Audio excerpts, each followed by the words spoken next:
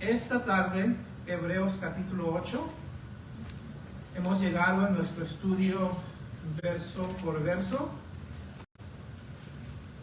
Y cualquier pregunta pueden hablar conmigo en cualquier momento. ¿Se va a cerrar el servicio aquí? No se ha tomado ninguna decisión. Todo va a depender de la respuesta, del interés y de la necesidad. Pero gracias por preguntar, porque es una muy buena pregunta. Ok, vamos a orar. Padre, gracias te damos por esta familia. Gracias por los que tú has salvado, Señor. Te ruego que esta tarde nos enseñes, Padre, tu palabra, nos ayudes a conocerte mejor, a conocer a este bello Salvador que tú nos has dado, Señor. Te rogamos que tengamos oídos para escuchar lo que tu Espíritu quiere instruirnos, Señor. Y te rogamos, Padre, que podamos adorar a Cristo, poner en práctica, y como dice el apóstol Pablo, nuestro fin es de conocerle, de amarle y de crecer en sus caminos. Te adoramos, Señor, pedimos tu ayuda en el nombre de Cristo Jesús. Amén. Amén. Hebreos capítulo 8 nos ha tocado el día de hoy. Voy a leer del 1 al 13. Ahora bien, dice el autor de Hebreos, el punto principal de lo que se ha dicho es este: tenemos tal sumo sacerdote, el cual se ha sentado a la diestra del trono de la majestad en los cielos, como ministro del santuario y del tabernáculo verdadero que el Señor eligió, no el hombre. Porque todo sumo sacerdote está constituido para presentar ofrendas y sacrificios, por lo cual es necesario que éste también tenga algo que ofrecer. Así que si él estuviera sobre la tierra, ni siquiera sería sacerdote, habiendo que presentan las ofrendas según la ley, los cuales sirven a lo que es copia y sombra de las cosas celestiales, tal como Moisés fue advertido por Dios cuando estaba a punto de erigir el tabernáculo, pues dice él: mira, haz todas las cosas conforme al modelo que te fue mostrado en el monte. Pero ahora él ha obtenido un ministerio tanto mejor, por cuanto es también el mediador de un mejor pacto establecido sobre mejores promesas. Pues si aquel primer pacto hubiera sido sin defecto, no se hubiera buscado lugar para el segundo. Porque reprochándolos, él dice: mirad que vienen días, dice el Señor, en que estableceré un nuevo pacto con la casa de Israel y con la casa de Judá. No como el pacto que hice con sus padres el día que los tomé de la mano para sacarlos de la tierra de Egipto, porque no permanecieron en mi pacto y yo me desentendí de ellos, dice el Señor.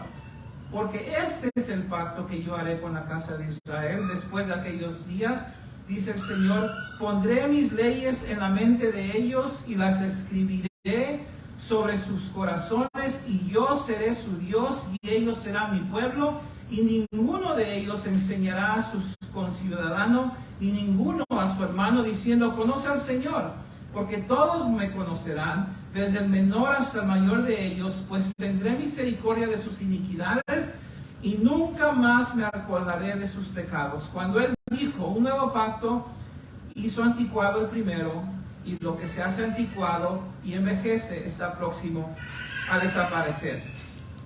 Pregunta: de todos los ministerios que Jesús ejerce hoy en día, ¿cuál es el ministerio principal que él, como sumo sacerdote en el cielo, ejerce? Es una pregunta.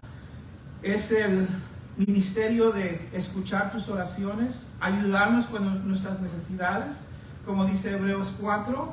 ¿O quizás es su ministerio de orar por nosotros, como dice Hebreos 7? ¿O quizás es capacitar a personas que enseñen a su pueblo la palabra de Dios? ¿Cuál es su ministerio que él ejerce actualmente, hoy en día, que es sobre todos los demás? La respuesta: yo no sé.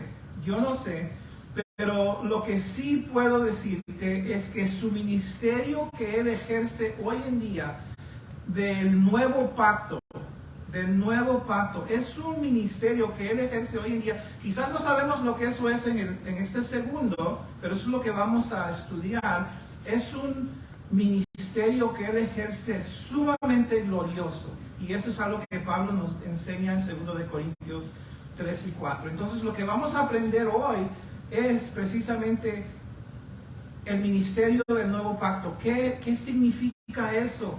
¿Qué es el ministerio del nuevo pacto? ¿Qué es el viejo pacto? Entonces, si no sabes en este momento, con el favor de Dios, al final de este mensaje, vas a entender, porque esto es algo que Jesús está actualmente ejerciendo y tiene todo que ver con tu vida, tu destino y tu futuro. Ahora, ¿qué es lo que está pasando en este capítulo 8? Hemos estado viendo que el autor de Hebreos tiene una meta bien simple. Quiere que los hebreos judíos que han entregado sus vidas a Cristo jamás abandonen a Cristo. Y hay tentación de abandonar a Cristo por la persecución. Y quiere que hebreos judíos que jamás han entregado sus vidas a Cristo, entreguen sus vidas a Cristo, porque Jesús es el todo. Él es el todopoderoso, es el único salvador, es el único que puede librarnos de nuestros pecados. Entonces ese es su enfoque, eso es lo que Él quiere enseñar, y lo hace con muchos argumentos, tratando de convencer a estos hebreos, a estos judíos, que el sistema del Antiguo Testamento, el Antiguo Pacto, ya no está vigente, ya no está encaminado por Dios, y que ahora hay un nuevo pacto donde Jesús es el único sumo sacerdote. Ya no hay un sacerdocio levítico, donde no hay sacrificios de animales. Jesús es el único sacrificio, y cuando uno viene a Él, tiene sus pecados perdonados, y Él desde el cielo está como sumo sacerdote, ayudándonos, escuchando nuestras oraciones y manteniéndonos de no alejarnos de Dios. Ahora, imagínate que tú eres un judío viviendo en estos tiempos de la carta de Hebreos, y alguien te dice, ¿sabes qué? Moisés, el pacto que se hizo con Moisés ya no existe. El pacto que se hizo, que dice que los levitas eran los únicos sacerdotes, ya no existe. Ahora ya no te puedes acercar a Dios por medio de sacrificios de animales, toros y ovejas. Tienes que acercarte a Dios por medio de Jesucristo. Y alguien te está diciendo que todo esto, este sistema en el cual tú has crecido, ya sirvió su propósito. Solamente era una imagen, una imagen de la realidad, y que Cristo es la realidad, y que Cristo es el cumplimiento. Tú dirías, ¿a poco? Tú dirías, ¿cómo me vas a decir que todo eso está puesto a un lado y ahora tengo que entregar a Cristo porque Él es el cumplimiento de todo? No va a ser fácil convencerte si tú estás viviendo en ese tiempo. Entonces, eso es lo que este autor está tratando de hacer, convencer a los hebreos judíos que son cristianos, que no abandonen a Cristo, no regresen al Antiguo Testamento, porque ya no existe, a pesar de que están, cuando se escribió esta carta, todavía están en el Antiguo Testamento, en el templo haciendo sacrificios y sangre y sacerdotes. Dice, ya no regresen a eso, eso ya no está vigente, y está tratando de que las personas que no conocen a Cristo que se entreguen. Entonces, eso es lo que Él quiere hacer. Para nosotros, el propósito no es convencernos que no estamos viviendo en los tiempos del viejo pacto, porque eso ya lo sabemos. Para nosotros, lo que el autor, lo que el Espíritu Santo quiere hacer en nuestras vidas, conforme estudiamos estos bellos pasajes, es que tú y yo veamos quién es Jesús, qué significa su sacerdocio, qué es lo que eso está logrando en nuestras vidas. Dios quiere darnos un vistazo de la gloria del Hijo de Dios ahorita en el cielo. Tú no lo puedes ver con tus ojos, pero por medio de estas páginas puedes tener vistazos de lo que Él está haciendo, un mejor entendimiento del Evangelio y un mejor entendimiento de lo que son sus actividades hoy en día. Y eso, simplemente mirar esas cosas, para nosotros es vida y es luz, porque Jesucristo es vida y es luz. Entonces, el punto que estoy tratando de hacer es que no siempre vamos en el libro de Hebreos, tener un sermón de 3 puntos, ¿verdad? Haz esto, haz el otro y haz lo siguiente. No, va a ser más que nada una declaración de Jesucristo, su gloria, para que tú digas, wow, bendito sea Dios, y que eso edifique tu vida. Sí va a haber muchos puntos de aplicación y se los voy a mencionar, especialmente para los que no han entregado sus vidas a Jesús, pero más que nada es ver la gloria de Cristo. Ahora, en capítulo 7, antes de llegar al capítulo 8, el autor de Hebreos nos había enseñado de que el sacerdocio del Antiguo Testamento ya no era vigente, ya no estaba trabajando, Dios ya no lo estaba usando. ¿Cómo es que Él nos explicó eso? ¿Se acuerdan? Nos explicó eso porque Él nos llevó al Salmo 110, y en el Salmo 110 decía que en el futuro se iba a levantar un nuevo sumo sacerdote según el orden de Melquisedec, que era un orden eterno, y que ese era Jesús, un sacerdote eterno. Y eso era para decirle al judío: ¿no te das cuenta que en el Antiguo Testamento iba a haber solamente un sacerdote eterno y que todo el sistema de los sacerdotes levíticos iba a ser puesto a un lado? Entonces ese era su deseo, otra vez, para mostrar al judío que ya no existe ese sistema. Ahora vamos a ver, el autor nos va a enseñar que el sacerdocio de Jesús, otra vez, está tratando de comprobar esto a los judíos, a los hebreos, que es superior al de los levitas en tres maneras. ¿Ok? Sígame con esto. Esta es una foto de el pacto viejo, que es representado por la ley, los 10 mandamientos, y el pacto nuevo, que es representado por la cruz. Estas son las tres maneras que el sacerdocio de Jesús es mayor que el sacerdocio de los levitas. Jesús sirve en un mejor santuario. ¿Okay? Jesús ministra un mejor pacto y Jesús proporcionó un mejor sacrificio. Estas es las razones que nos da el autor de Hebreos para darnos cuenta que el sacerdocio de Jesús es superior. Estas tres maneras. Y aquí está en inglés. Okay? He serves in a better sanctuary. His ministry is more glorious because he serves in a better sanctuary, he ministers a better covenant, and he has provided a better sacrifice. Okay? Entonces, lo primero que vamos a ver, disculpen, el punto principal en este estudio va a ser que Jesús ministra un mejor pacto, un pacto superior al de los levitas. Y eso es muy interesante y eso lo vamos a desarrollar como punto principal. Pero antes de llegar al versículo 6 del capítulo 8, para ver que Jesús ministra un mejor pacto, tenemos que ver que del 1 al 5 nos enseña el autor de Hebreos que Jesús sirve a Dios en un mejor santuario. Los levitas ministraban en un templo, en un tabernáculo, pero Jesús sirve en un mejor santuario que ellos. ¿Saben cuál es? Miren conmigo, por favor, el versículo 1. Para ver dónde es que Jesús ministra, que es superior al templo. El templo era un lugar glorioso.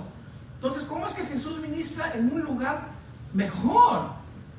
Ahora bien, versículo 1, el punto principal de lo que venimos diciendo, un resumen de todo lo que le hemos estado explicando acerca del sacerdocio de Jesús, es que tenemos tal sumo sacerdote, el cual se sentó a la diestra del trono de la majestad en los cielos, ministro del santuario y de aquel verdadero tabernáculo que levantó el Señor y no el hombre.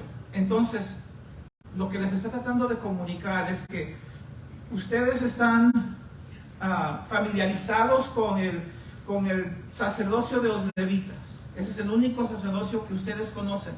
Pero este sacerdote, Jesús, es un sumo sacerdote y es un rey, porque Él se ha sentado en el cielo a la mano derecha del trono de la majestad, al trono de su Padre Dios. Entonces ustedes tienen unos sacerdotes que son hombres, humanos, pero nosotros tenemos un sumo sacerdote que es sacerdote y a la misma vez es rey. Y fíjense versículo 2, donde Él ministra. Dice, ministro del santuario y de aquel verdadero tabernáculo que levantó el Señor y no el hombre. En otras palabras, Jesús no ministra en la tierra, en un tabernáculo que hicieron los hombres. Jesús ministra en un santuario, en un tabernáculo que levantó ¿quién? El Señor, Dios, y no el hombre. No sé ustedes, pero lo que está diciendo a mí me impacta, porque lo que está diciendo es que hay un santuario en el cielo, hay un tabernáculo en el cielo, y ahí es donde Jesús ministra. Y yo ya sabía, y tú ya sabías, porque en el capítulo 4 nos dice que Jesús está en su trono y que nos invita al lugar santísimo para orar y para que nos ayude con nuestras necesidades. Pero lo que yo no sabía, y yo aprovecho eso cada vez que tengo oportunidad, y eso es una manera de aplicar. Hay un trono en el cielo donde tú y yo debemos frecuentar para recibir ayuda de parte de Cristo, si es que somos cristianos.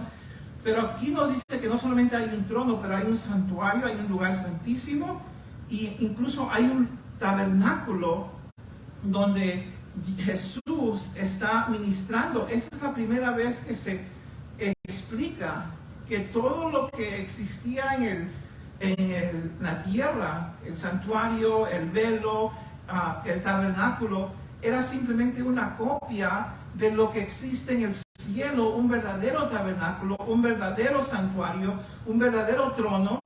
Y ese fue el lugar que creó Dios y no el hombre, y allí es donde Jesús ministra. Entonces lo que Dios quiere darte esta tarde es un pequeño vistazo de la gloria de tu Salvador y qué es lo que Él está haciendo actualmente, y un vistazo de el lugar donde Él está ministrando y donde la presencia de Dios está morando. Entonces, entender esto me da un mejor entendimiento, te da un mejor entendimiento de lo que está ocurriendo aquí en la tierra.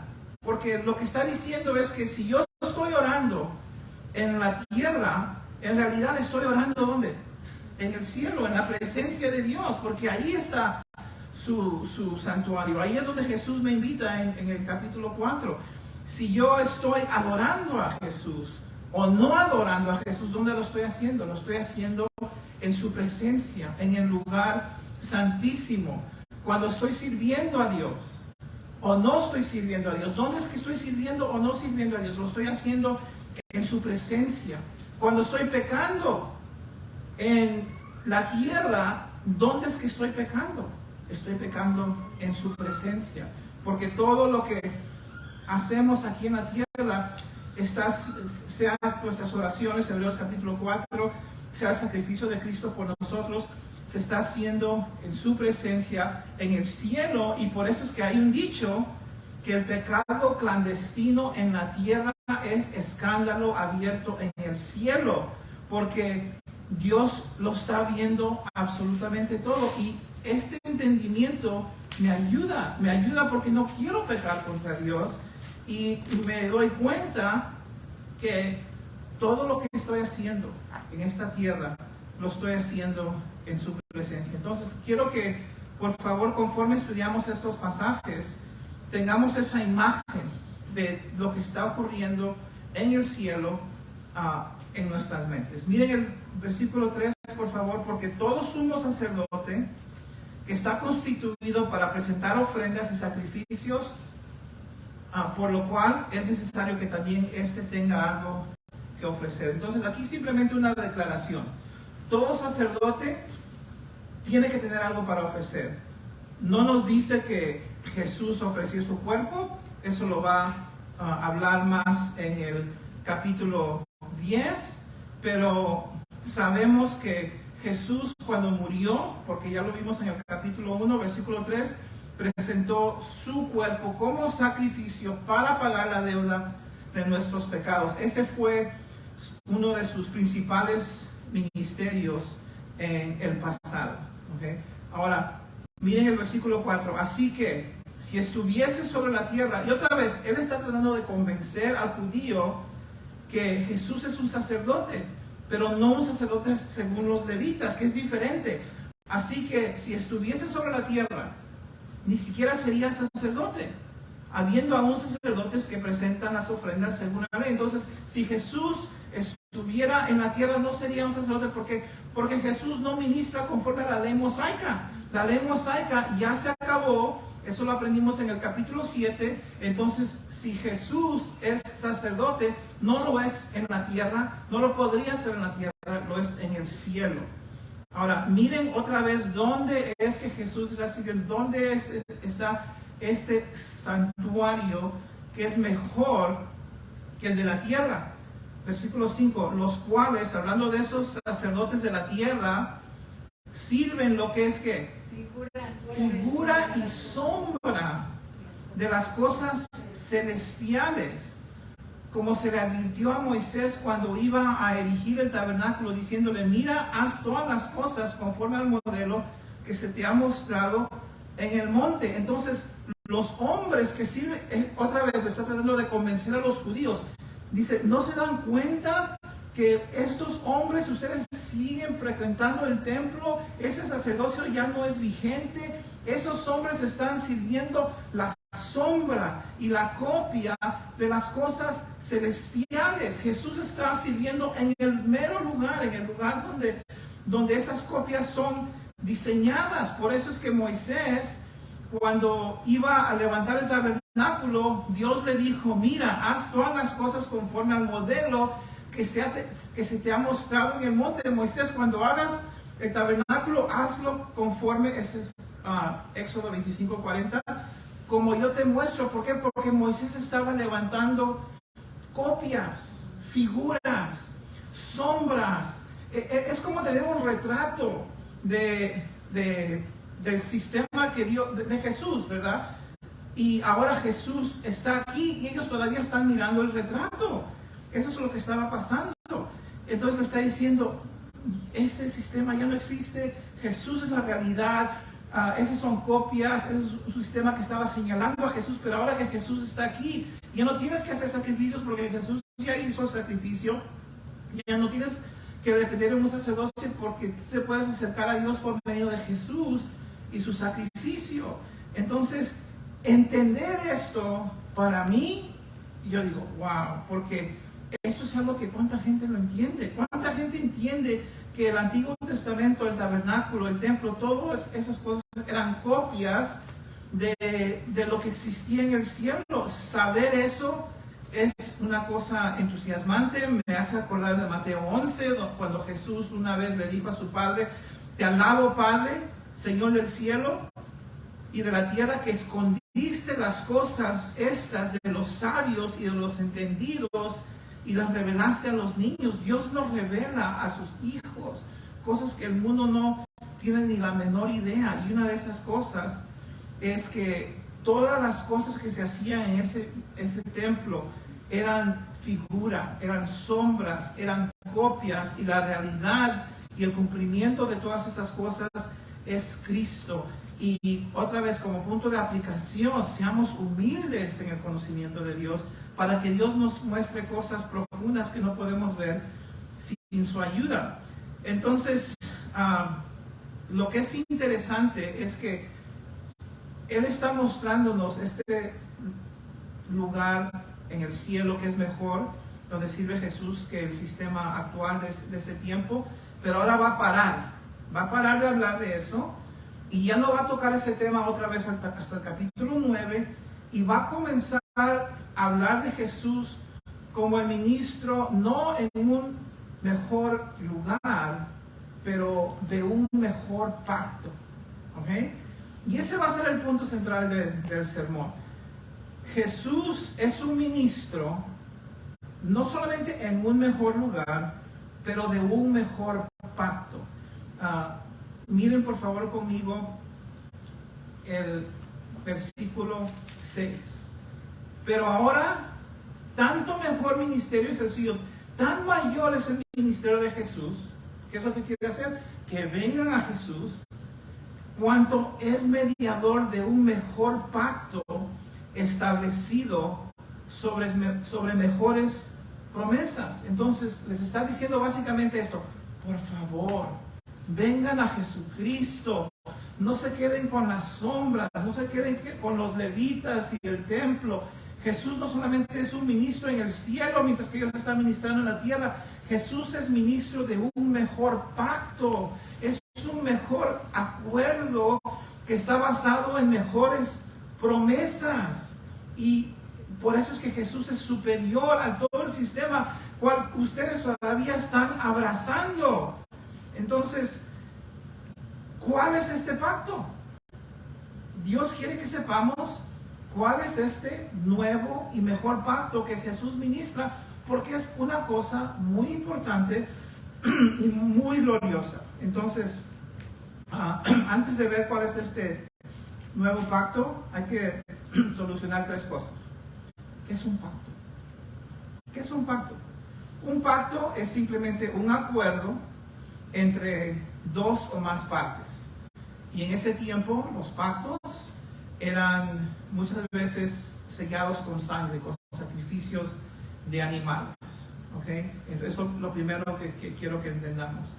Algo muy común en los tiempos ancianos. Obvio, también es importante hoy, pero los llamamos contratos y son sellados por una firma. Dos, Dios es un Dios de pactos. Dios es un Dios de pactos. Desde Génesis hasta tiempos actuales, Dios trabaja con seres humanos por medio de pactos. No vamos a hablar todos esos detalles porque ese sería otro sermón, pero hay por lo menos dos tipos de pactos. Un pacto es unilateral, donde no depende del hombre. Dios dice, yo voy a hacer esto, yo voy a hacer un pacto, ya no voy a destruir el mundo por medio de un diluvio. Ese es un pacto unilateral. Y hay pactos bilaterales, donde sí depende de ambos. Depende de Dios y depende de los hombres que cumplan. Entonces, es un Dios de pactos. Ahora, ¿cuál era el primer pacto? ¿Cuál era el viejo pacto que Dios eliminó? Hay que entender eso para que veamos por qué se tuvo que hacer un nuevo pacto. Si quieres voltear conmigo a Éxodo 24. Éxodo 24.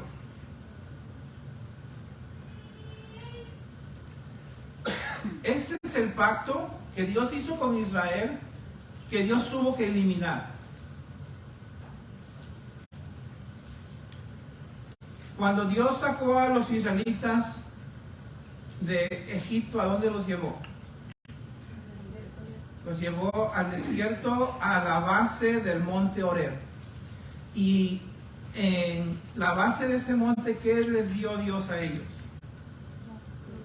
Les dio su ley, sus mandamientos, para su comportamiento, para sus ceremonias, para su templo, para todos los asuntos de familia, civiles, todo. Entonces en Éxodo 24 se ratificó, se confirmó esta ley. Y fíjense cómo se confirmó.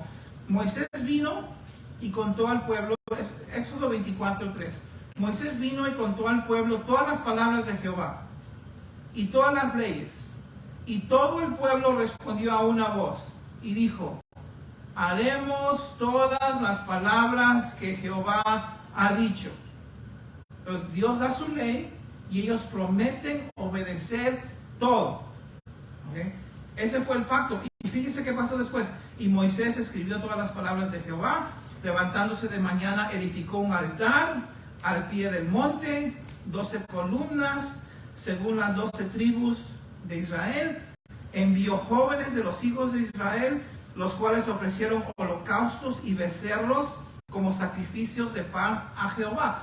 El pacto, Dios da sus mandamientos, el pueblo promete obedecer, es confirmado como por sangre, por sacrificios. Esto es algo que es un vínculo, es un compromiso. Entonces, versículo 6. Y Moisés tomó la mitad de la sangre, la puso en tazones, esparció la otra mitad de la sangre sobre el altar, tomó el libro del pacto, lo leyó a los oídos del pueblo, el cual dijo: haremos todas las cosas que Jehová ha dicho que obedeceremos. Entonces Moisés tomó la sangre y roció sobre el pueblo. Y dijo: he aquí la sangre del pacto que Jehová ha hecho con vosotros sobre todas estas cosas. Entonces, este es un pacto, bilateral. Dios dice: yo te bendeciré si tú obedeces. Tú obedeces, yo te bendigo. Tú desobedeces y te va a ir muy mal. Y hay muchos otros versículos en el Antiguo Testamento donde Dios dice: yo he puesto delante de ti el bien y el mal, la muerte y la vida. te mando que ames a Jehová tu Dios, que andes en sus caminos, guardes sus mandamientos, etcétera, etcétera. Y os protesto que si te inclinas a dioses ajenos y los sirvieres, pereceréis. No prolongarás tus días sobre la tierra. Ese fue el pacto primero, viejo, mosaico, entre Dios y la nación de Israel, su nueva nación. Sin embargo, por favor escuchen esto, ese pacto tenía un defecto, ¿ok? Tenía un defecto, y es lo que dice el versículo 7. Otra vez, está tratando el autor de convencer a los judíos que no quieren entregar sus vidas a Cristo, que quieren todavía ser judíos, a venir. Entonces les dice, porque si aquel primero pacto hubiera sido sin defecto, ciertamente no se hubiera procurado lugar para el segundo. Dios hizo un segundo pacto, les está rogando que vengan a Cristo por medio de Jesucristo. ¿Y por qué? Porque si ese primer pacto hubiera sido sin defecto, no se necesitaría un segundo. Entonces, ese primer pacto tenía un defecto. ¿Cuál era ese defecto? Ahorita vamos a contestar esa pregunta en los versículos 8 al 11. ¿Cuál es ese defecto? Cuando lleguemos ahí a ver cuál es el defecto del primer pacto entre Dios y Israel, les voy a señalar, ¿ok? Entonces en los versículos 8 al 11 les va a leer a los hebreos judíos que no quieran entregar sus vidas a Cristo, que quieren permanecer en el viejo pacto, una cita de Jeremías 31, del 31 al 34. En los versículos 8 al 11, el autor les va a leer, les va a citar Jeremías 31, que habla de que en el futuro Dios iba a hacer un nuevo pacto. ¿Para qué? Para que se den cuenta que el pacto al cual ellos se quieren aferrar ya no es vigente. Les va a mostrar, mira, está en tus escrituras, siempre ha estado ahí. Y se los va a leer. Y incluso no solamente dice que va a haber un nuevo pacto, pero les va a decir por qué va a haber un nuevo pacto, la razón, cuál era el defecto. Y es una locura, porque tanto judío hoy en día se aferra al viejo pacto, y ya estaba bien escrito que Dios iba a hacer un nuevo pacto por medio del Mesías, y ellos todavía están en el viejo pacto, queriendo que se reconstruya su templo, esperando el Mesías, cuando todo eso ya ocurrió. ¿Por qué? Porque si tú lees, y me estoy desviando un poquito, si tú lees el 1 de Corintios 3 y 4, es porque ellos no han entregado sus vidas al Señor. Si ellos entregan sus vidas al Señor, ellos van a poder ver. Entonces hay que leer esa cita de Jeremías 31, aquí en el versículo 8 y 9. Dice, porque reprendiéndoles por medio de Jeremías, en el 600 años atrás, es una cita de 600 años atrás, Dios le dijo esto a su pueblo. He aquí, miren, vienen días, dice el Señor, en que estableceré con la casa de Israel y la casa de Judá un ¿qué? Un nuevo pacto. No como el pacto que hice con sus padres el día que los tomé de la mano para sacarlos de la tierra de Egipto, porque ellos ¿qué? Invalidaron mi pacto. Invalidaron. La Reina de la Valera 1960 dice, no permanecieron en mi pacto. En otras palabras, no pudieron continuar en ese pacto, y yo me desentendí, o básicamente yo los hice a un lado, dice el Señor. Yo les di un pacto, ellos no lo cumplieron, entonces yo no pude seguir con el pacto. Entonces voy a hacer en el futuro un nuevo pacto con mi pueblo Israel. Entonces, por no cumplir el pacto, eso le trajo a Israel maldición. Por eso es que sufrieron mucho. Deuteronomio 27:26 dice, maldito el que no confirme las palabras de esta ley y las ponga por obra. En el momento que ellos no obedecieron, Dios los maldijo. ¿Y por qué? Porque no continuaron. Ahora, pregunta, ¿por qué no podía esta gente continuar en el pacto? ¿Por qué no podían permanecer? ¿Por qué lo invalidaron? ¿Por qué Dios los tuvo que hacer a un lado? Escuchen esto, porque es el viejo pacto, esto es importantísimo, el viejo pacto proveía una ley para cumplir, pero no proveía la habilidad y el poder para obedecerla. Voy a repetirlo. Dios les proveyó en ese pacto la ley para guardar, pero lo que ellos no tenían en sí es que no tenían el poder o la habilidad para permanecer en ese pacto. Ese era el defecto del versículo 9. Y no es tanto que el defecto estaba en Dios, porque la ley de Dios es santa y justa, pero el defecto estaba en el hombre, que por su propia depravación, su propio pecado, su propia propensidad a pecar, cuando escuchaba la ley de Dios, la ley no lo estimulaba a obedecer, la ley lo estimulaba ¿a qué? A desobedecer. Si tú lees Romanos 7:5, Pablo habla de ese sentir que él tenía cuando escuchaba la ley, cuando él estaba en el viejo pacto, no de obedecer, pero de desobedecer. Él dijo, mientras estábamos en la carne, las pasiones pecaminosas que eran por la ley, obraban en nuestros miembros y llevaba fruto de muerte. Entonces la razón por que la gente que no es salva no anhela obedecer es porque la ley no te da la habilidad. Tú no quieres, no te interesa. Tú quieres satisfacer los deseos de esta carne. Dios con la ley no ha proveído una habilidad de obedecerla, porque eso no fue su plan. Y quizás alguien diga, pues, ¿por qué entonces Dios da la ley? Y Dios dio la ley para que tú veas, para que ellos vean que necesitaban ayuda, que necesitaban un Salvador, pero ese es otro sermón.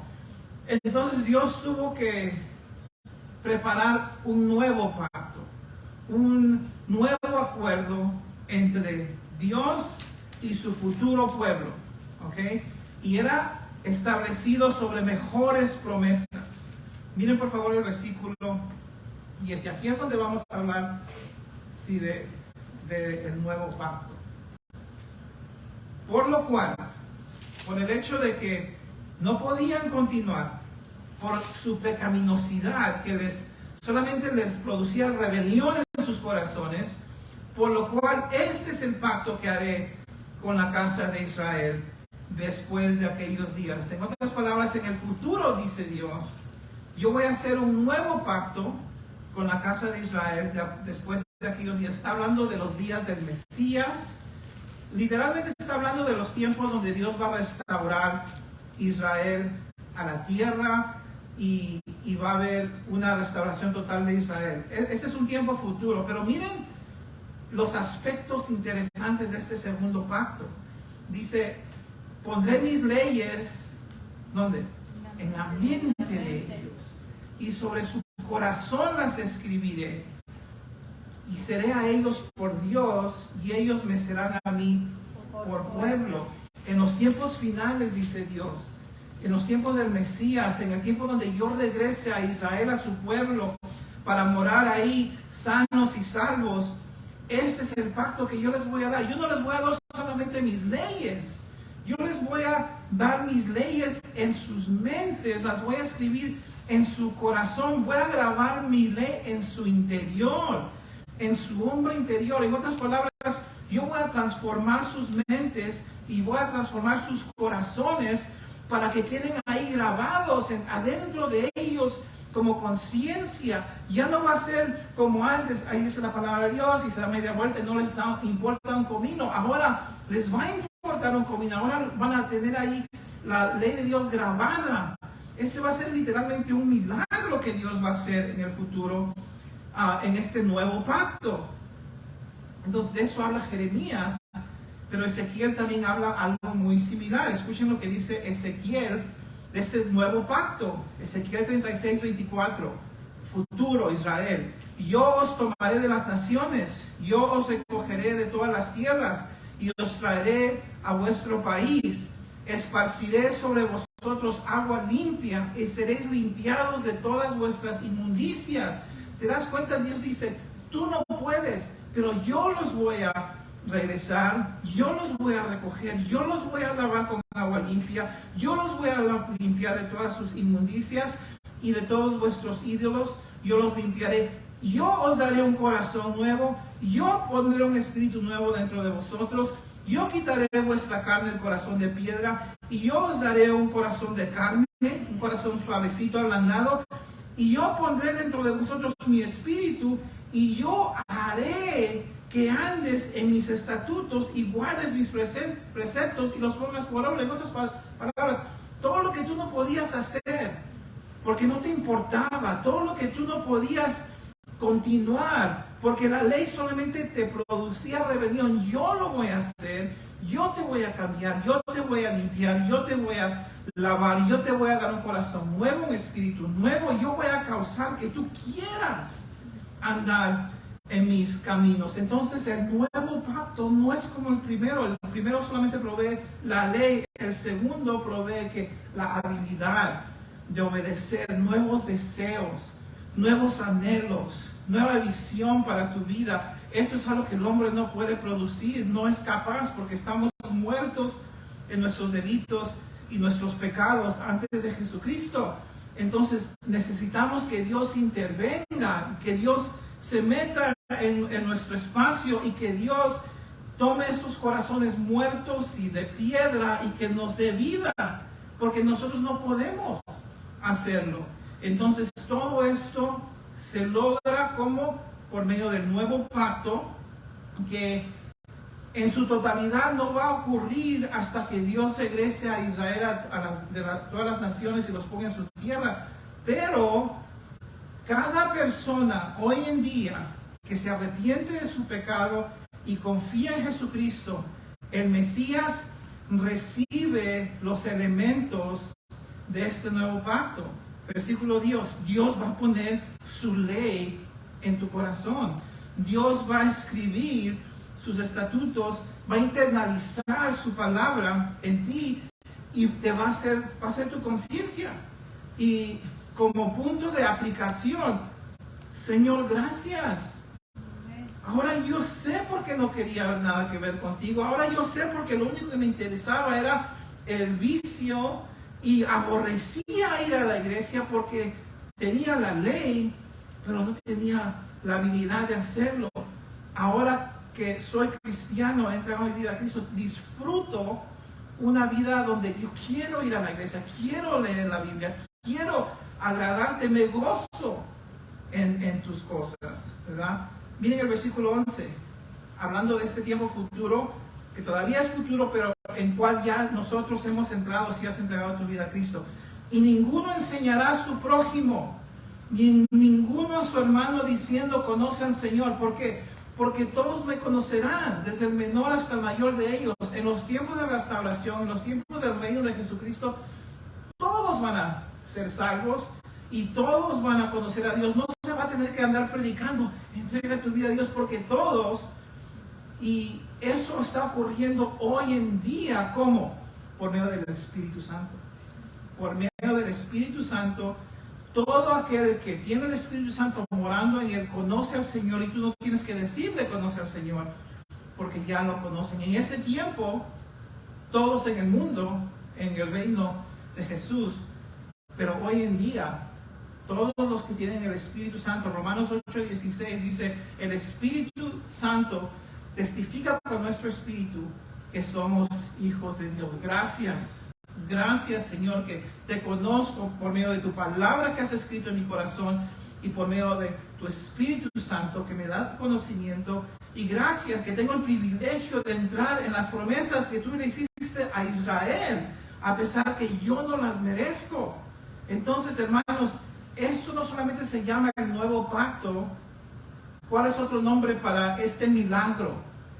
Es el Evangelio. Es el Evangelio en su totalidad. Dios no solamente te da a Cristo para que Él pague tu deuda. Dios interviene en tu corazón, mi corazón de piedra, entra, cambia nuestra naturaleza para que tú y yo podamos creer y podamos caminar en sus mandamientos. Ese es un entendimiento más completo del Evangelio. Y en el versículo 12 vamos a ver que todo aquel que confía en este Mesías, que entra en este nuevo pacto, ya no es recordado constantemente de que se va a perder por porque está en sus pecados, porque ese sacrificio de Jesús perdona nuestros pecados pasado, presente y futuro. Por eso es que en el versículo 12 dice, porque seré propicio a sus injusticias y nunca más me acordaré de sus pecados y de sus iniquidades. Entonces, por eso es que Israel no podía no podía soltarse del juicio y de la disciplina que Dios, porque cada vez que pecaban, Dios los tenía que disciplinar. Ahora, nosotros no queremos pecar, tenemos un nuevo corazón y Dios nos puede disciplinar, pero Él no nos tiene que tratar con nosotros de la misma manera porque somos perdonados. Versículo 13. Ahora aquí vamos a terminar con el pasaje, pero fíjense lo que le está diciendo a Israel. Disculpen, a los judíos hebreos que todavía no han entregado sus vidas a Cristo porque piensan que el antiguo pacto todavía está vigente. Al decir Jeremías hace 600 años, nuevo pacto, ha dado por viejo el primero, y lo que se da por viejo y se envejece está próximo a desaparecer. En otras palabras, ¿no te das cuenta que cuando Jeremías habló de un nuevo pacto que venía, eso ya había dicho que él estaba viejo, que el viejo estaba a punto de desaparecer? ¿No se dan cuenta que el hecho que iba a venir en el futuro muy pronto no podía ocurrir? Entonces, mucho judío no podía captar el hecho de que Dios iba a cambiar las cosas y que Jesucristo iba a salvarnos y darnos un nuevo corazón. No lo captaban. A pesar que estaba a lo largo del Antiguo Testamento, no lo podían captar. Y muchos de los judíos trataban, y hoy en día tratan de ser salvos ¿cómo? Por sus obras, por guardar la ley, por esforzarse, por tratar. Y uno de ellos se llamaba Nicodemo. Quiero que volteen conmigo a Juan capítulo 3, por favor. Nicodemo es un gran ejemplo de una persona que no entendía el nuevo pacto y cómo es que Dios iba a salvar al hombre. No entendía del cambio de corazón, no entendía de la obra del Espíritu, que Dios tenía que intervenir o el hombre se iba a perder. Entonces, en Juan capítulo 3, no lo vamos a estudiar todo, pero Jesús le dijo, de cierto te digo que el que no naciere de nuevo, la palabra nuevo puede significar de nuevo o de arriba. Yo creo que Jesús estaba tratando de decir las dos cosas. El que no nace de arriba, el que no nace de nuevo, el que Dios no estira su mano y le saca el corazón de piedra y le pone el corazón de carne, no puede ver el reino de Dios. Y Nicodemo estaba confundido porque toda su vida él pensaba que sus esfuerzos y seguir la ley y tratar, y Nicodemo le dijo, ¿cómo puede un hombre nacer siendo viejo? ¿Puede acaso entrar por segunda vez en el vientre de su madre y nacer? No entendía para nada. Entonces Jesús le explica. Respondiendo a Jesús, de cierto te digo que no naciere de agua y del Espíritu, no puede entrar en el reino de Dios. ¿Qué es nacer del agua y del Espíritu? Ese es Ezequiel 36. Ese es Dios te limpia con agua, Dios pone su Espíritu, Dios te quita el corazón de piedra, Dios soberanamente por su cuenta, de manera donde tú no estás contribuyendo, Él es el que da salvación. Y si Dios no hace eso, no puedes entrar en el reino de Dios. Versículo 6, lo que es nacido de la carne, carne es. No importa cuánto te esfuerces. Si eres una persona carnal, es todo lo que vas a hacer. Y lo que es nacido del Espíritu, la persona que el Espíritu le da vida, que el Espíritu interviene y entra y lo cambia, Espíritu es. Y estoy seguro que Nicodemo estaba con la boca abierta. No te maravilles de que te dije, os es necesario nacer de nuevo. Él no entendía. Él estaba como, ¿qué estás hablando? ¿Cómo es que el Espíritu y que Él tiene que hacer todo? ¿Y que yo qué hago? Entonces Él dice, el viento sopla de donde quiere, oye su sonido, no sabes de dónde viene ni dónde va. así es todo aquel que es nacido del Espíritu. En otras palabras, el viento sopla, va y viene y tú no sabes. El Espíritu Santo hace lo mismo. Él es el que trabaja soberanamente y tú puedes ver los efectos, pero tú no te das cuenta que es Él que está haciendo la obra. Él es soberano. El hombre no puede determinar su propio destino. Respondió Nicodemo y le dijo, ¿cómo puede hacerse esto? Respondió Jesús y le dijo, ¿eres tu maestro de Israel y no sabes esto? ¿No sabes que desde un principio la salvación iba a ser por medio de la obra de Dios en tu vida, limpiarte, lavarte, poner tu espíritu? No lo entendía. Gracias a Dios parece que al final de su vida Nicodemo sí entendió y recibió un nuevo corazón por simplemente confiar en Jesucristo. Pero la mayoría de los judíos hasta este día no lo entienden. Ahora, la persona que reconoce que es pecadora, reconoce que no hay nada que pueda hacer para encomendarse a Dios, para que Dios lo salve, estas son las mejores noticias del mundo. Dios dice, ven, yo te salvo. Simplemente ven como un pecador en bancarrota y pide perdón y arrepiéntete. Y yo digo, aquí estoy, Señor. No me queda otra. Pero escuchen esto, hermanos. La persona que no logra captar que Dios tiene que intervenir, que Dios tiene que hacer la obra, muchas veces, y espero que esto no sea cierto de nadie aquí, sigue viviendo toda su vida tratando de ser un cristiano, tratando de cambiar, tratando de alabar a Dios, tratando de evangelizar, tratando de leer su Biblia, cuando adentro de su corazón no tiene ese deseo. Y puede llegar a un punto, y la mayoría de las veces llega a un punto, donde como el judío no permanece, invalida su pacto. ¿Por qué? Porque no hay nada en la vida de esa persona que simplemente viene a la iglesia para que permanezca. No hay anhelo, no hay deseo que ha puesto Dios en su corazón. Y cuando una persona es religiosa, asiste a la iglesia, pero no se ha entregado a los pies de Jesucristo para que Él haga el cambio, esa persona se aburre de las cosas de Dios, se aleja de Dios, abandona la iglesia tarde o temprano. Puede durar meses, años, pero se frustra porque no tiene el deseo, no tiene el anhelo, no entiende la Biblia, no solamente ve a otras personas cantando y sirviendo y entusiasmados y compartiendo su fe, y no entiende por qué ellos son así y quieren ellos desarrollar ese deseo en sí mismos y no se puede. Y muchas veces personas que no son salvas porque Dios no ha hecho una obra en sus corazones, andan a competición, porque en la competición espiritual se motiva.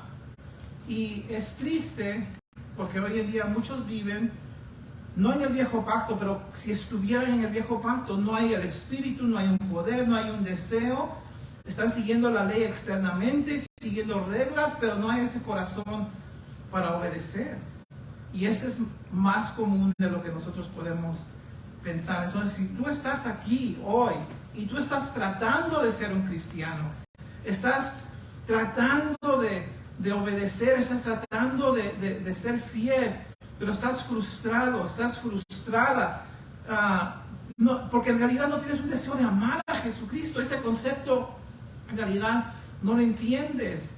No tienes ese anhelo ardiendo en ti de vivir la vida cristiana o de agradar a Dios, dejar tu pecado, alabar, servir, gozarte, adorar, postrarte, darle gracias. Si no tienes eso, considera que posiblemente es porque Dios todavía no te ha dado un nuevo corazón, y es precisamente porque tú eres el que estás tratando.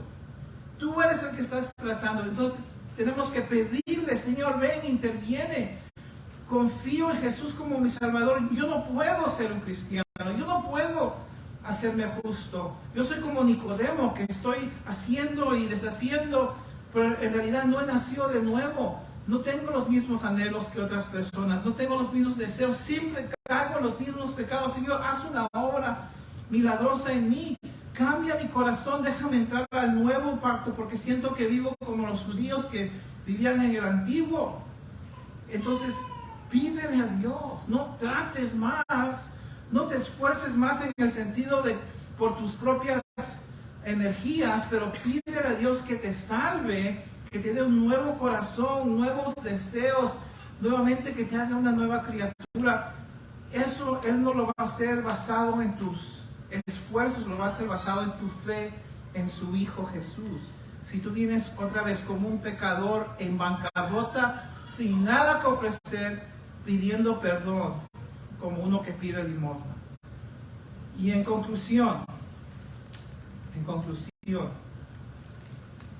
cualquier movimiento, cualquier iglesia que enseña que uno puede ser salvo por obras, por ley, por esfuerzos, es una falsa enseñanza, es algo que no es de Dios, no es el pacto que Jesús está ejerciendo. Cualquier movimiento que te enseña que tienes que pertenecer a su grupo, o que tienes que bautizarte por cierta fórmula, o seguir ciertas reglas, es un falso evangelio.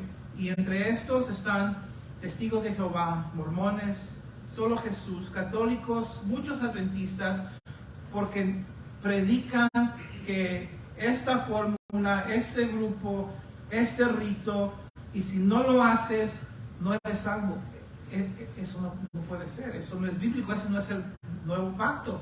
El nuevo pacto, Dios hace la obra, Él te lava, Él te limpia, simplemente por poner tu fe en Cristo. En Gálatas 1, Pablo dice, estoy maravillado que se están alejando de Dios para seguir un evangelio diferente.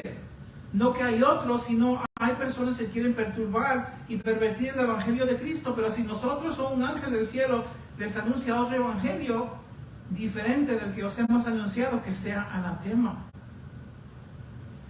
Encima de eso, cualquier iglesia puede ser una iglesia que predica el evangelio, pero si tú le das la impresión a la gente que la salvación es por medio de sus esfuerzos o sus obras, y que si hacen X, Y y Z cosas es salvo, y si no hacen esas cosas, aparte de confiar, porque es todo lo que uno tiene que hacer para ser salvo, si tú le das la impresión a la gente que por hacer algo van a ser salvos, entonces estás en peligro de predicar un falso evangelio. Lo único que se debe predicar del púlpito es que si te arrepientes y pones tu fe en Cristo, puedes ser salvo. El arrepentimiento y la fe son dos lados de la misma moneda.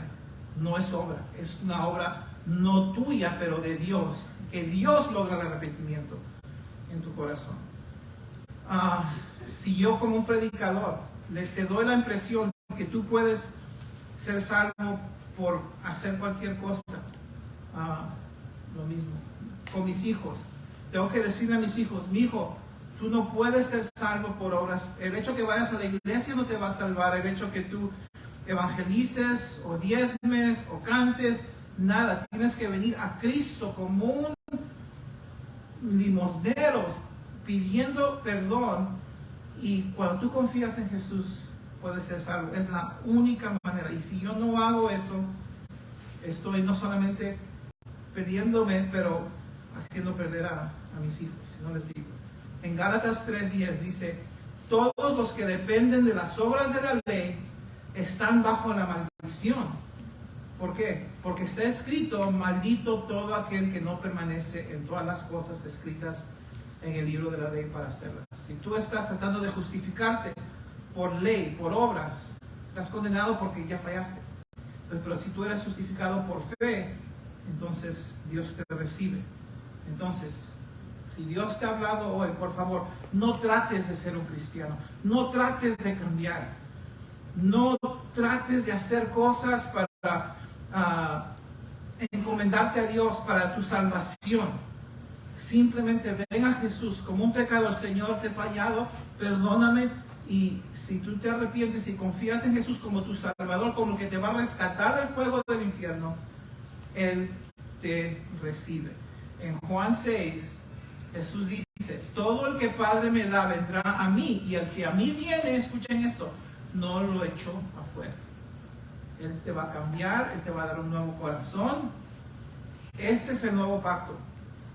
Eso es lo que Dios está haciendo en el cielo hoy en día, y otra vez es por medio de ese nuevo pacto. Entra en él por fe el día de hoy. Amén. Padre, gracias por este nuevo pacto que tú estás ejerciendo desde el cielo.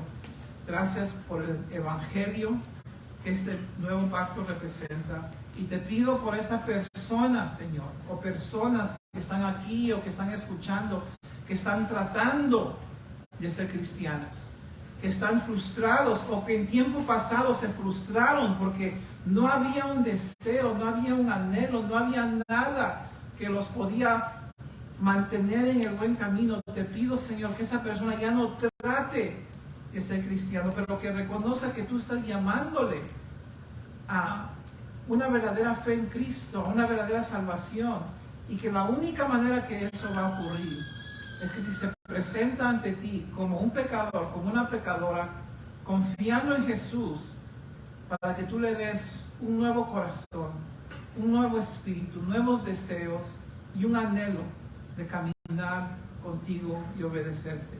Señor, haz el milagro en esa vida, Señor, que estas personas abran sus corazones y dejen a un lado el orgullo, el esfuerzo para ser salvos. Nos esforzamos después de ser salvos con la ayuda de tu Espíritu para obedecer, pero para ser salvos es todo de ti, Señor. Es 100% tu obra. Te ruego que hagas el milagro en vidas esta tarde, Señor. Que se entreguen almas a ti y que dejen que tú obres en sus vidas este milagro en el nombre de Jesús. Hay que pararnos, por favor.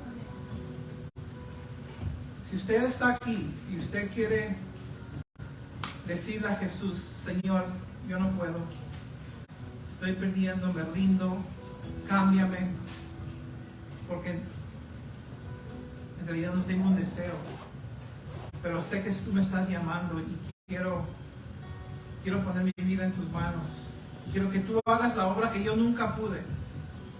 Te pido que pases aquí al frente y no estamos torciéndote el brazo, solamente es una oportunidad, es una simple oportunidad para que, si Dios te está llamando a entrar en este nuevo pacto, tú puedes tomar ese paso en una manera palpable, que tú puedas reconocer ese día 8 de enero del 2023, después de haber escuchado y escuchado y escuchado, finalmente entendí el evangelio y vine a los pies de Jesús, y ese día cambió mi vida. Si tú eres esa persona, por favor pasa y comienza tu nueva vida con Dios, porque Él va a hacer el milagro en ti. Él te promete jamás echarte. Padre, haz la obra en este momento en el nombre de Jesús.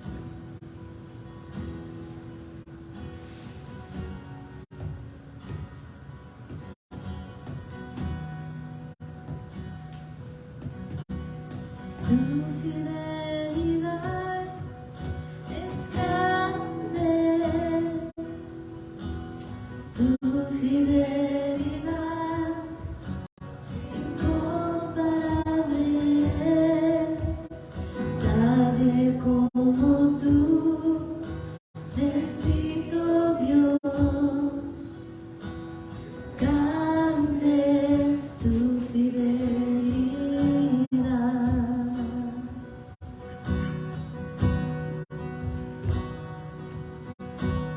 Tu fidelidad es grande,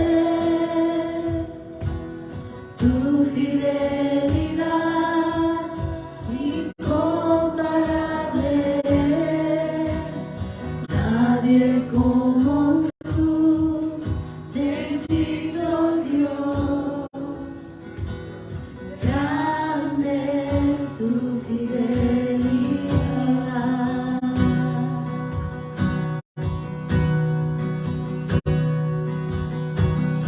Tu fidelidad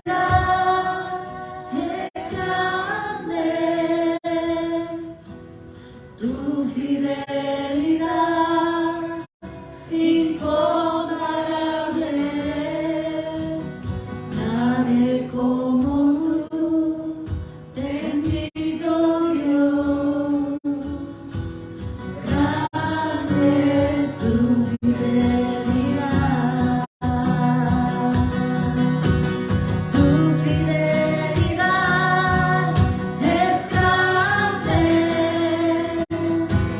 Tu fidelidad incomparable es. Nadie como tú, bendito Dios. Grande es tu fidelidad. Tu fidelidad es grande. Tu fidelidad incomparable es. Nadie como tú, bendito Dios. Grande es tu fidelidad. Tu fidelidad es grande. Tu fidelidad incomparable es. Nadie como tú, bendito Dios. Grande es tu fidelidad.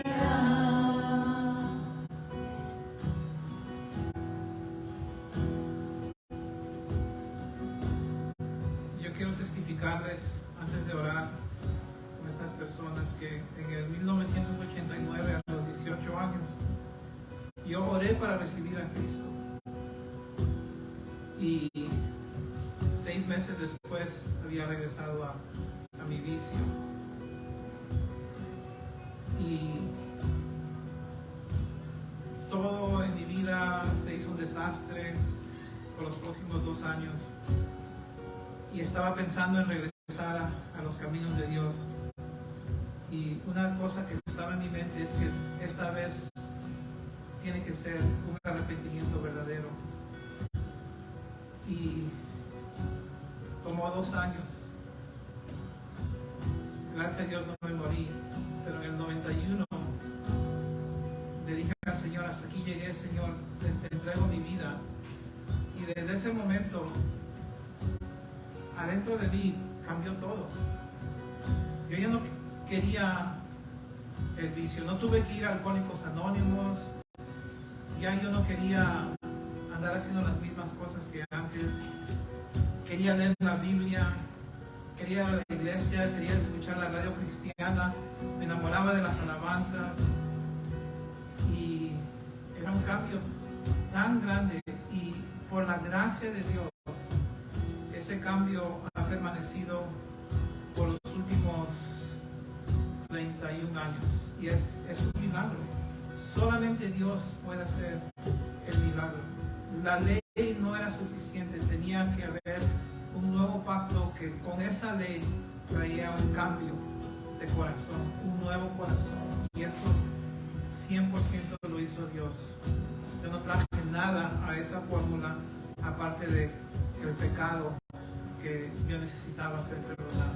Entonces, si usted está aquí y usted quiere a Dios en su vida y ha tratado y ha fallado, por favor, no te vayas de aquí sin Cristo.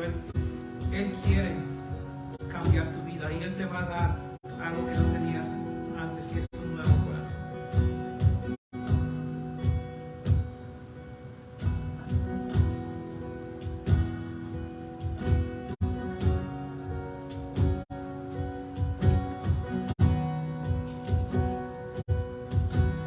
Tu fidelidad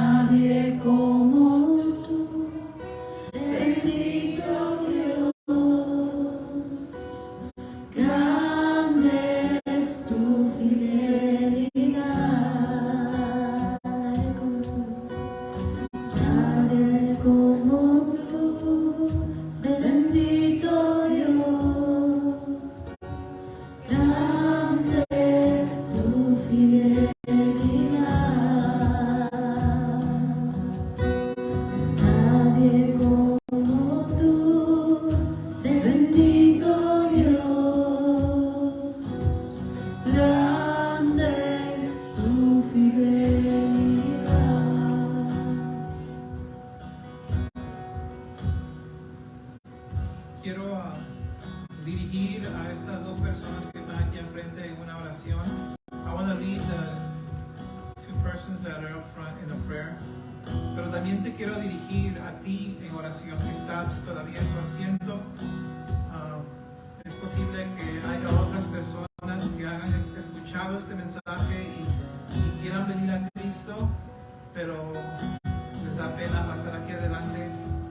Si tú en tu corazón le pides perdón a Dios y tú recibes a Cristo, confías en Él como tu Salvador, no importa que estés parado aquí o sentada allá, Dios te recibe, Él no te rechaza. Entonces simplemente repite esta oración después de mí. Padre, gracias por ti, Hijo Jesús. Lord, thank you for your Son Jesus. Te doy gracias que tu Hijo murió en la cruz por mí. I thank you that your Son died on the cross for me. Señor, hoy me doy cuenta, Lord, today I can see que yo no puedo hacer nada para ser salvo, that I cannot do anything to be saved.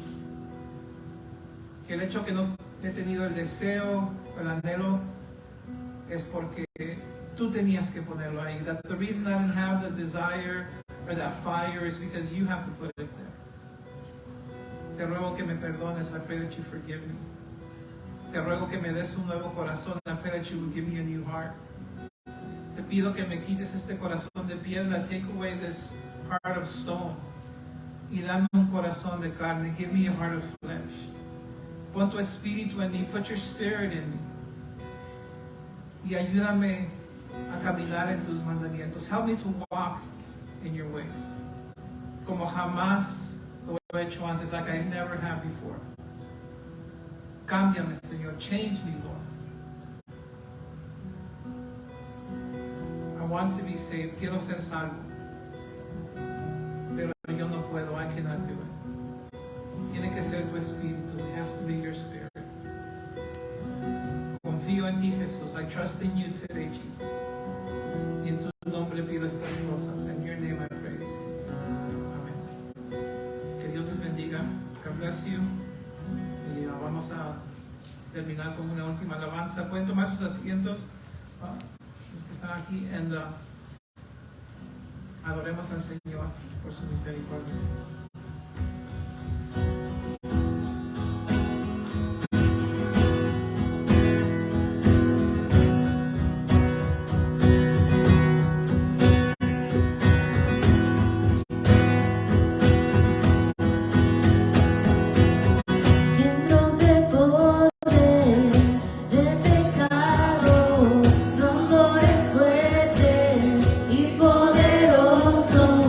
El Rey de Gloria.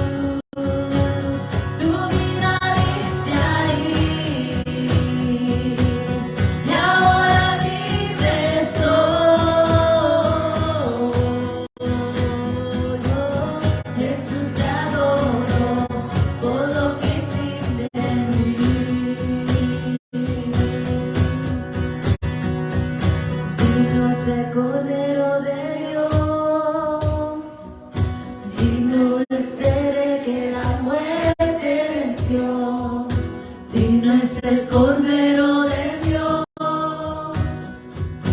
digno es el Rey que la muerte venció, digno es el Cordero de Dios, digno es el Rey que la muerte venció. This is amazing grace. This is unfailing love, that you would take my place, that you would bear my cross. You laid down your life, that I would be set free. Oh, Jesus, I sing for all that you've done for me. Gracias sublimes, perfecto es tu amor, tomaste mi lugar, cargaste tú mi cruz, tu vida dice ahí, y ahora libre soy. Jesús, te adoro por lo que hiciste en mí.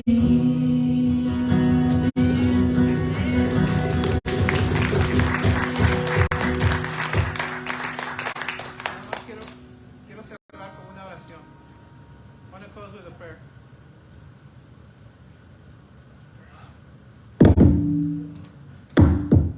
Okay. ¿No? Ok, vamos a orar. Padre, gracias te doy por tu palabra. Gracias te doy por tu espíritu que se está moviendo entre nosotros. Padre, te pido que nos lleves a todos con bien, Padre, y Padre, la petición de mi esposa esta tarde y también mía es por nuestra amiga Margie, que cumple años el día de hoy, Señor. Te ruego que todo lo que hemos visto en las Escrituras acerca de la salvación, Padre, que ese sea una constante realidad en su vida. Gracias por todos los años de su amistad y su apoyo a nuestra familia, Señor, que es parte de nuestra familia. Bendícela, Señor, y cualquier otra persona aquí con nosotros que cumpla años este mes, Padre, o cualquier necesidad, Señor, te la ponemos ante ti, Señor, y te pedimos que tú ministres a esa necesidad, Señor, porque tú estás en el cielo mirando por nosotros y ayudándonos. En el nombre de Cristo te damos gracias, llévanos con bien. Amén. Gracias, hermanos.